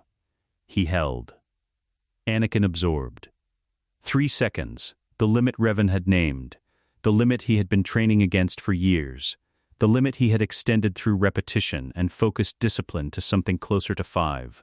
He pulled the lightning into himself and held it, and let it move through the absorption technique the way he had learned to let emotion move through the acknowledged direct release discipline, and the parallel was not coincidental, and at 5 seconds he released the remainder into the wall behind him rather than holding it past the threshold.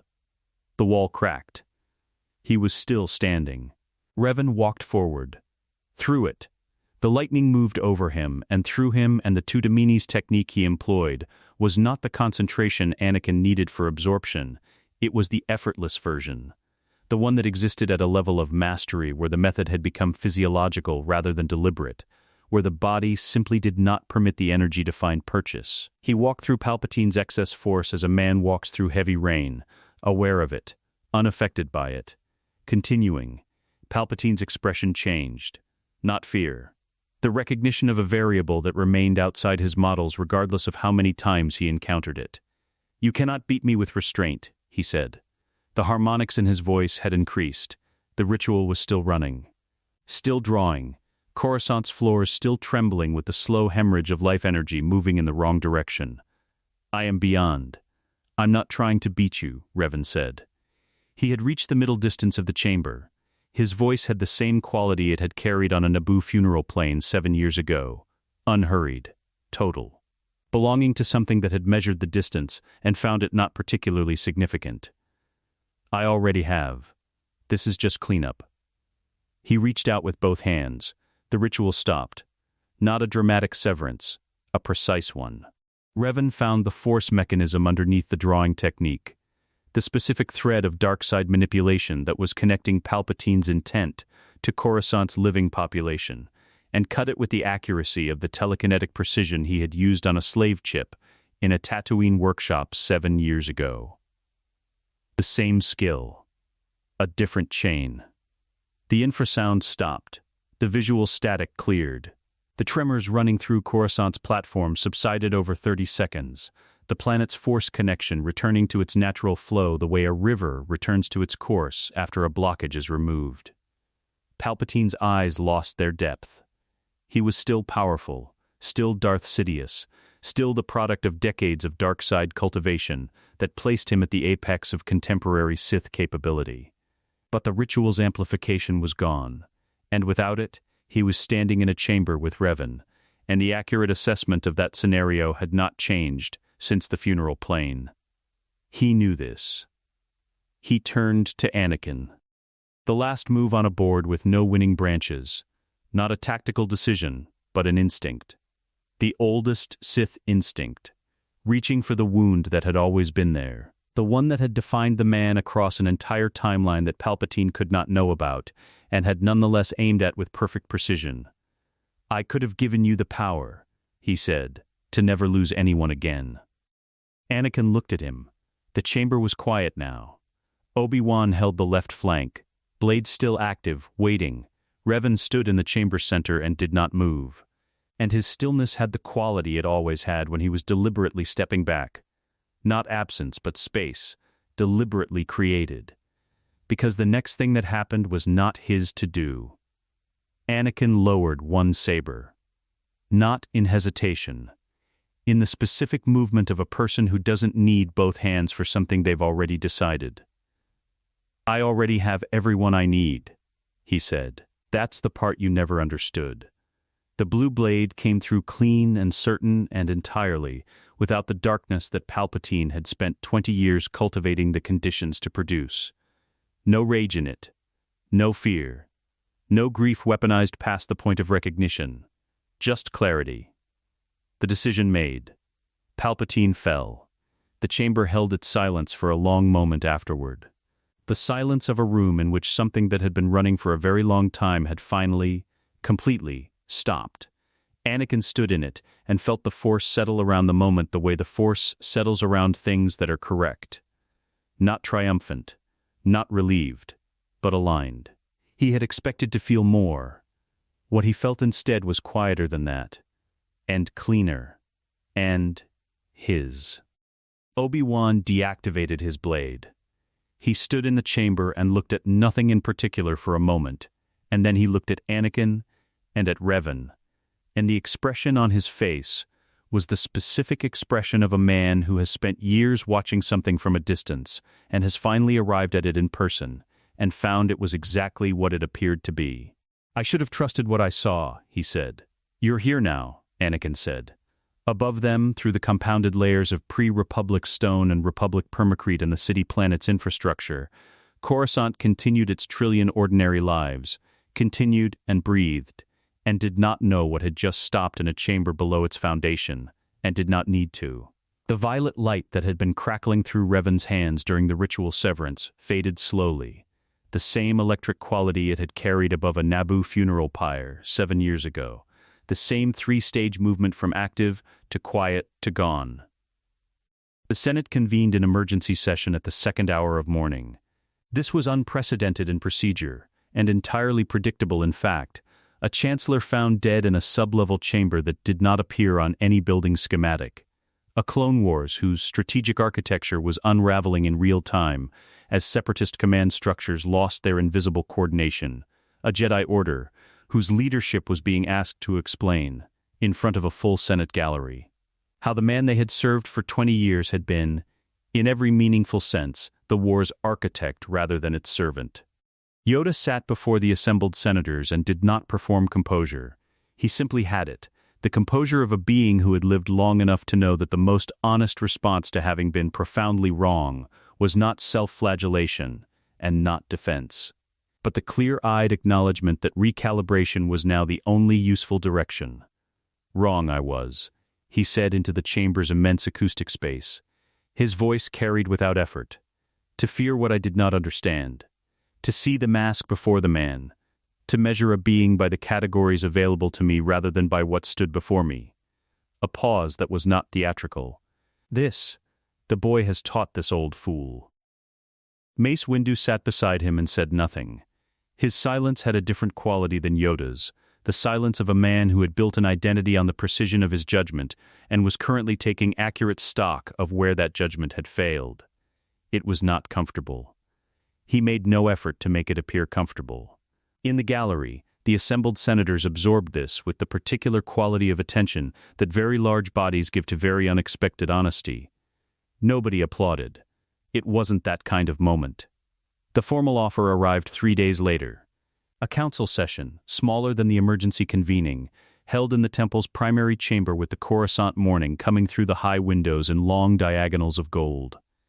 Revan and Anakin sat across from the assembled masters, and the proposal that Mace Windu presented had clearly been the subject of considerable internal discussion before this meeting.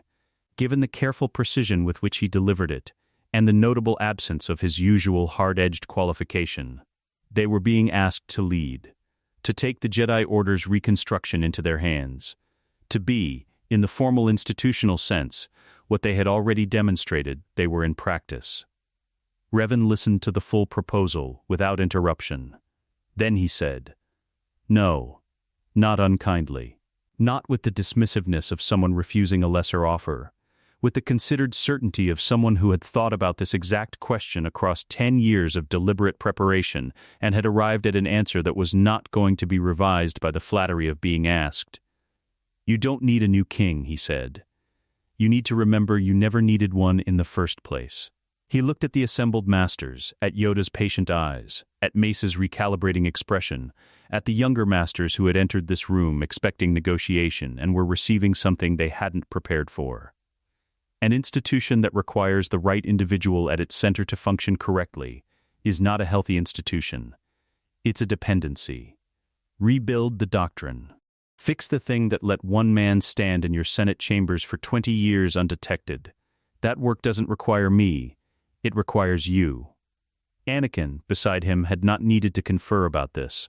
"I want a life," Anakin said. Simply, without apology. Not a council seat. Yoda looked at him for a long moment. The weight of centuries, and the particular expression of a being who has finally heard the correct answer to a question he hadn't known how to ask correctly. "Earned it. You have," Yoda said. The wedding was public. This was Padme's decision and Anakin's complete agreement, and the absence of any force in the galaxy capable of arguing otherwise. After years of watching the Republic's political class conduct its relationships in the careful managed privacy of people who understood that visibility was vulnerability, she had arrived at the opposite conclusion, that the thing she was most proud of deserved to be stood next to in daylight. The ceremony was held in the Neyberry family gardens on Naboo. On an afternoon when the lake caught the light at an angle that made the whole landscape look like something a painter had composed, rather than something that simply was. Shmi Skywalker sat in the front row. She wore something that was not slave plain and not ornate, something that a woman chooses when she has the freedom to choose, and has spent enough time thinking about what she actually likes that she knows. She sat with the posture of someone who has put down a weight they carried so long it had become invisible, and only now, without it, understood what it had cost. She watched her son stand in the garden in the afternoon light, and was very still for a long time. When the ceremony reached its close, she pressed the heel of her hand briefly against her mouth and looked at the sky, which was the particular gesture of someone who is feeling something too large for their face to manage without assistance. She did not look like a woman in grief. She looked like a woman for whom something had finally, completely, gone right. Obi-Wan Kenobi stood to the left of the small assembly and watched with an expression that was not the expression of a man at a funeral and not the expression of a man at a celebration, but something between them. The expression of someone who has arrived at a version of events that is better than the one he feared, and is taking a moment to understand that the relief is real and not temporary. Commander Fex stood at the garden's rear perimeter with 2 vanguard units who were not there as security. They were there because they had been invited, which was a distinction that Fex had noted and filed in the same internal place where he kept all the things that were different now. He stood at ease and watched a wedding and exercised the option to be somewhere because he had chosen to be there, and the choosing was still new enough that he had not yet stopped noticing it. Lehan received them one final time as the months settled. The jungle was the same, ancient and indifferent and alive with the layered sound of things that had been growing here since before the Republic's founding, and would continue after whatever came next. The Rakata ruins held their angles above the canopy. The Force hum that Anakin had first noticed as a child training in these chambers ran under everything, constant and unhurried. They stood at the ruins' eastern edge, where the stone met the tree line, in the gray-gold hour before full dark. Revan removed the mask. He held it for a moment, the angular geometry of it catching the last light, the pale surface that had preceded him everywhere he had gone for, as long as the galaxy had a record of him going anywhere. He turned it once in his hands, the way a person handles a thing they know they are about to put down for the last time. He held it out. Anakin took it. The weight of it was different in his hands than he had expected, lighter than it looked, which was somehow the right kind of surprise. "I didn't come back to save you," Revan said. His face, without the mask, was the face of someone who had been somewhere very far and come back and found that the coming back had been worth it. Older than it looked, clearer than it had any right to be. "I came back to prove you never needed saving. Only teaching." A pause, the length of one breath in and one breath out. "The rest was always yours." Anakin looked at the mask in his hands, then at the man who had worn it. "I know," he said. Revan looked at the ruins, at the jungle, at the sky coming dark above Lehan the way it had come dark above Lehan for millennia before either of them, and would continue after. He stood in it for a moment with the quality of someone feeling the full weight of a completed thing, not the relief of finishing, but the rarer thing. The satisfaction of having done what you came to do and knowing it is done. The Force moved, not dramatically, the way the Force moves when something is correct, a settling, a resolution, a frequency finding its natural resting point after a long period of vibration. The violet light came gently, without announcement, rising from the inside of him the way light rises in something that is becoming light rather than reflecting it. It did not look like death. It looked like the opposite of death, like the specific, quiet completion of a life that had resolved every one of its open questions and could now, with total peace, release the form that had been carrying them, warm gold at the edges, the violet shifting, softening, then still. Anakin stood at the ruin's eastern edge alone and held the mask, and looked at the place where Revan had been, and the jungle moved in its slow, enormous way around him, and the Force settled into the particular silence that follows the right ending. He was 19 years old. He had dual sabers at his hips, built by his own hands. He had a wife on Naboo and a mother in a house 300 meters into the tree line, and a commander named Fex, who had learned what it meant to choose. He had an old friend on Coruscant, who was going to spend the next decade rebuilding something worth having, and who would do it well, because he had finally stopped waiting for certainty before he trusted what he saw. He had a mask in his hands that was the inheritance of a philosophy that had no name except the practice of it. He looked up at the Lehan sky, at the stars coming visible one by one in the darkening, the galaxy out there in its ordinary, enormous persistence, and felt the Force move through him the way it moved through everything, without preference and without agenda, full and clear and exactly what it was. They used to tell him fear was the path to the dark side. Nobody had ever told him the truth, that the only real path is the one you choose to walk back from. He closed his eyes, breathed. The jungle held its ancient quiet around him, and the ruins stood in their patient angles against the dark. And somewhere in the distance the settlement that Revan had built and Shmi had made into something livable cast its small, warm light through the tree line, and everything that needed to be resolved had been resolved. And everything that needed to begin had already begun. He opened his eyes. The stars were out. Let us know what you'd like to see next. The end.